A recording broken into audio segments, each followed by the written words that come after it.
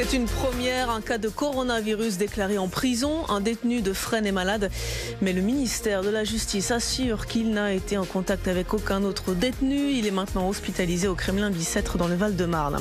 Un premier cas signalé aussi au Sénat. La sénatrice de Lozère, Guilaine Pantel, 56 ans.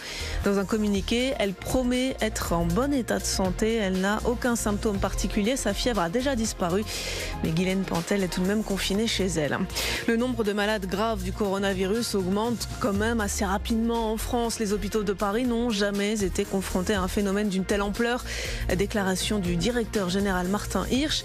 Il risque d'y avoir 400 malades graves en même temps en Ile-de-France d'ici 2 semaines.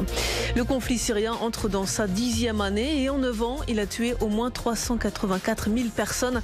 Chiffre de l'Observatoire syrien des droits de l'homme. Ce conflit, c'est la pire catastrophe provoquée par l'homme depuis la Seconde Guerre mondiale, selon les Nations Unies. La Fédération française des sports de glace a une nouvelle présidente, l'ancienne championne de patinage artistique Nathalie Péchala, élue aujourd'hui dans la confusion. Les 3 autres candidats au poste demandaient le report de l'élection à cause du coronavirus. Nathalie Péchala succède à Didier Gaillaguet, poussé à la démission à cause de son silence sur les violences sexuelles dans le patinage français. France Info. Et tout est plus clair.